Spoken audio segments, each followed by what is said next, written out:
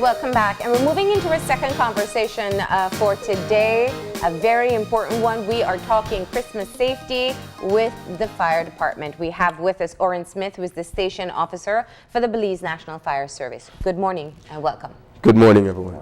Good morning, Belize. Thank you for coming in. This is a conversation that we know is extremely important around this time of year. And we know the fire department as well takes the time to pass on a lot of public messages as well. So let's talk about what you want to tell people about being safe during Christmas. Christmas season is a time when we all do a lot of activities to enjoy the festive time of the year. And too often we get so caught up in these preparations that we forget to follow basic fire safety precautions. The intent of this pamphlets that we delivered or issue every December prior to the Christmas is to keep in mind in the general public, to inform them that there are simple fire safety precautions that you can take when you do baking, when you do candle lighting, Christmas tree decorating, or even decorating the house. In the use of extension cords and cooking. And this is what we want to highlight. One of the key things, though, is not to leave children unattended in the home, because often they go out to various activities outside the home, their parents, and then children are left at home, either alone with children, minor children, or with a senior citizen who no longer has the energy to keep up with the young children. So they're not always in visual of them. And I'm glad you brought that up, because we know we've had some very sad stories with children being left unattended and starting fires. And it's anything from matches to lighters to lighted candles. Lighted candles. Let's start with one of the big concerns that people tend to have. They're Christmas trees. And you have quite a bit of warnings about the safest way to be able to use the lights on your Christmas trees. Let's start there. Okay. One of the precautions that you want is to keep trees at least 3 feet away from any heat source. Farther, of course, is better. In the use of extension cords, ensure that they are in good conditions. There's no broken wiring within them. In terms of Christmas lights, if the lights are lights from previous times, check them well to ensure they are working properly. And if they are not, then discard them and purchase new. Do not overuse extension cord and do not overload extension cords. That's one of the common ones. Very much. You find a lot of times people use one extension cord with perhaps 4 outlets on it, and they plug other stuff onto it, plug another extension cord onto it as well. So you have this network or this web of extension cords, and they're not necessarily taking into concern or calculation the electrical load that is on the circuits. Or using indoor cords outside. That's right. So talk about why that is a fire hazard. Indoor cords that are used outside are not designed for weather safe. Therefore, any dew that falls on them can create a fire hazard.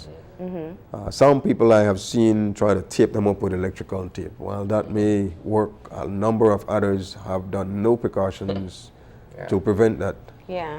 And that is a serious risk. Do you often see fires started by Christmas trees or decorations? No, not often, but we do have a lot of electrical fires because of overloading. A lot of them is due to illegal tap into the electrical systems. And these illegal taps does not have any surge protectors. So any current surge from the lamp poles goes straight into the appliance because there's no grounding between them or no surge protectors between them.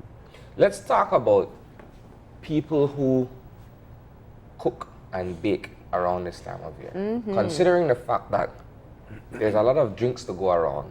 1, 2, people overwork themselves as well in terms of preparing for Christmas Day.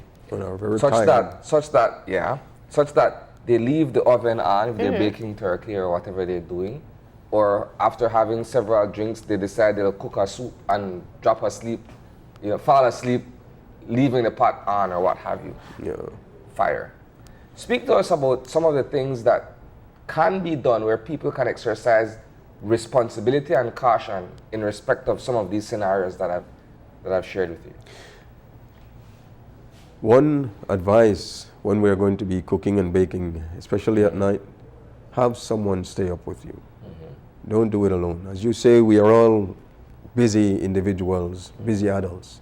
We do work hard, and when you come home at the end of a hard working day and you're tired, have someone stay up with you at night when baking.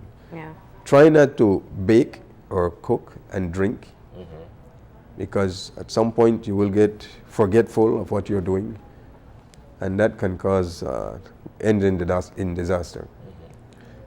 If you're baking and you have forgotten the oven and you smell something burning, rather than run to the oven, and we have this tendency when we open the oven, we bend down and put our face there immediately. Try to avoid that. Simply turn off the oven and allow the oven to cool off, and then we inspect what's in there. Open it suddenly may cause the oven to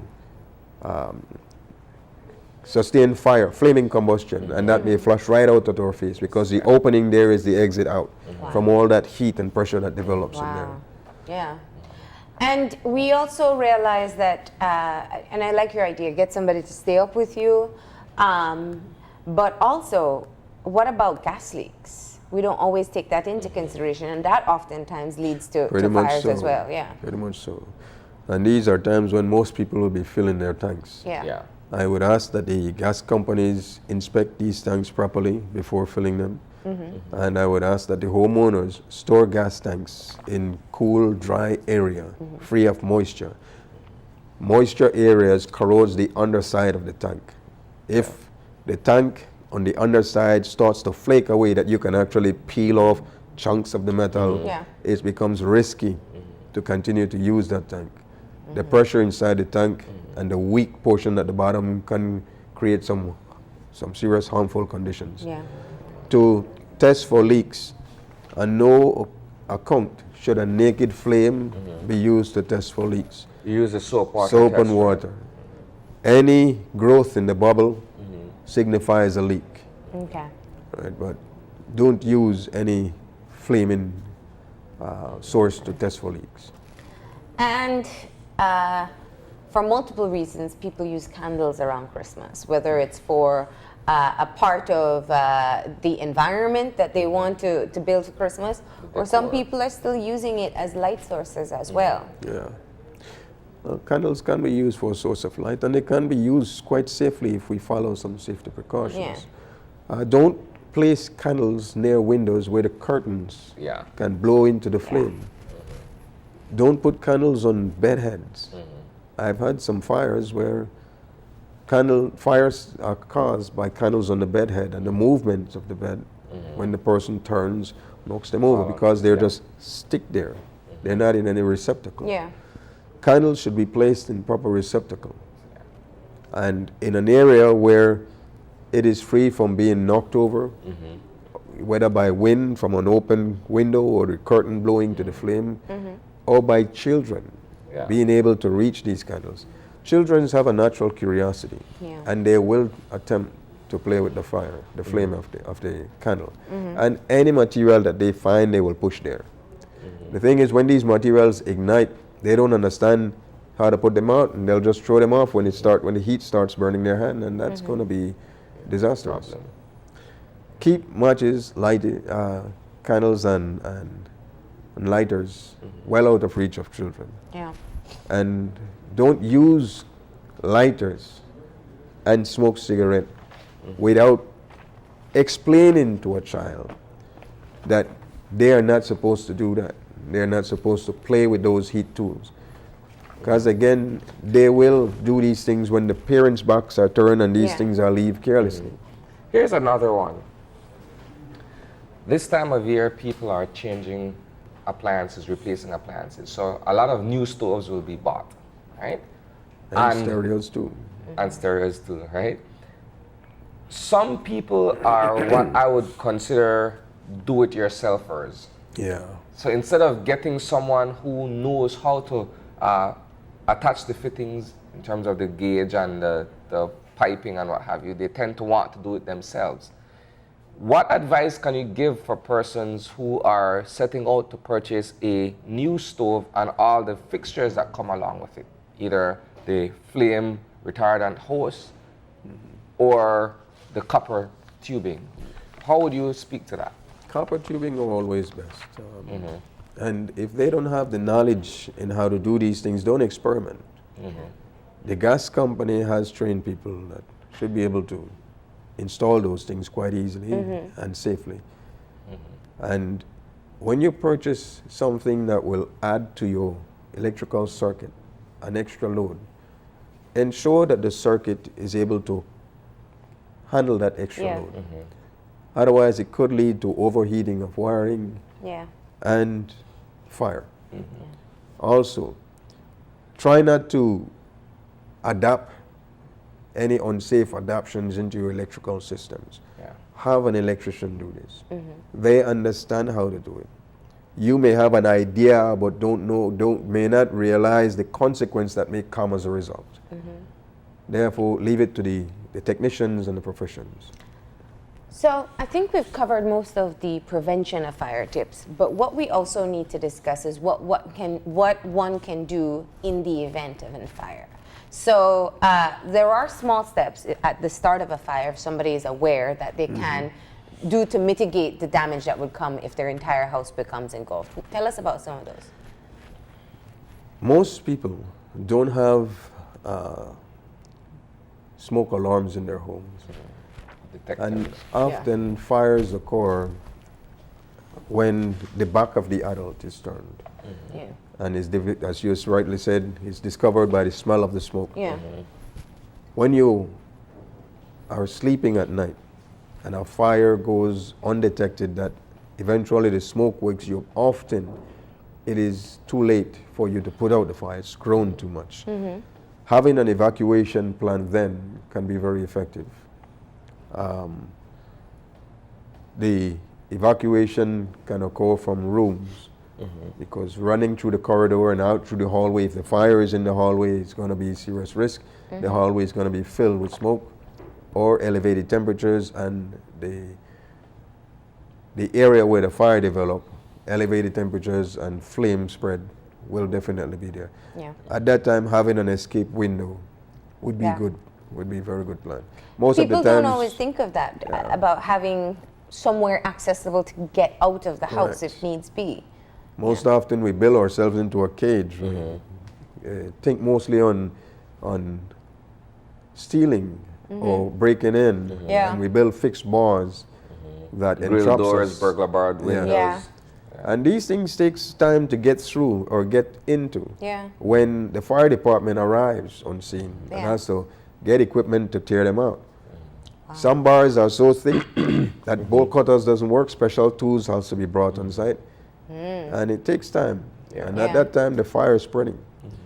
The best thing that you can do in a situation like that is to have solid doors to the room that the fire doesn't burn through easily. Walls, encased walls and ceilings with fire-rated materials such as sheetrock and plywood, at least half-inch thick encasement on both sides. Stuff a wet or damp towel under the door. If you can't get to wet them or damp them, still place one there anyway, preventing the smoke from entering the room. It is the smoke that is responsible for most fire death. Smoke inhalation. So, what in the event of an electrical fire, what should one do? You start to see a spark coming from your tree, your outlet, whatever it is. What can you do? Okay.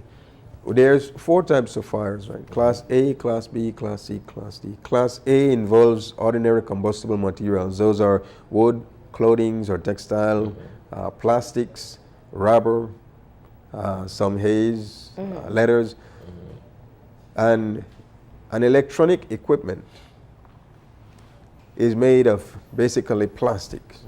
The only difference is that it is energized.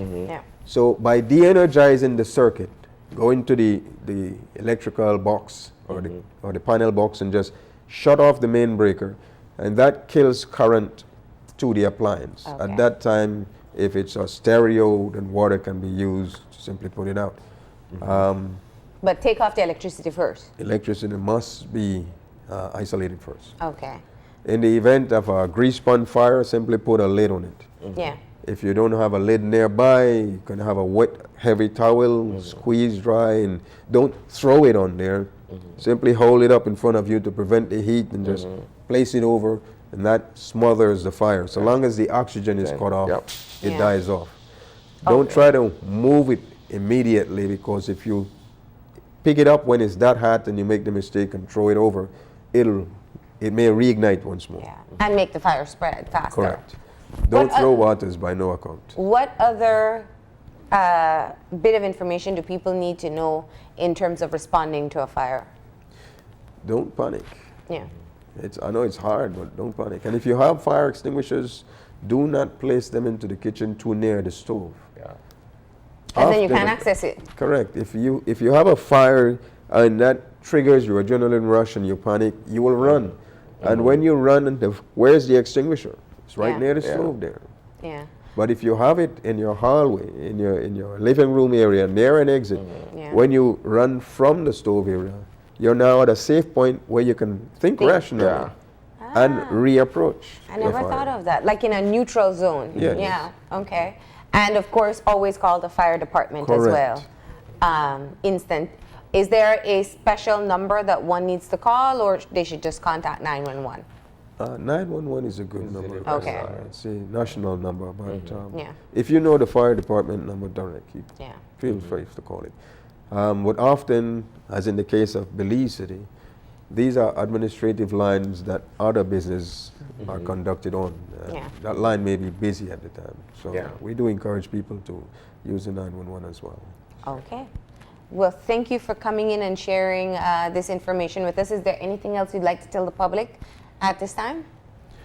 I'd like to wish the public and, of course, my lovely wife and family happy and Merry Christmas, and God bless you all.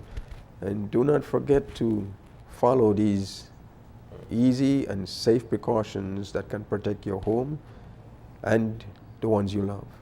All right. Thank you very much. We're going to go ahead now and take a break, and when we come back, we'll be joined by representatives of the Belize Bodybuilding and Fitness Federation, so stay tuned.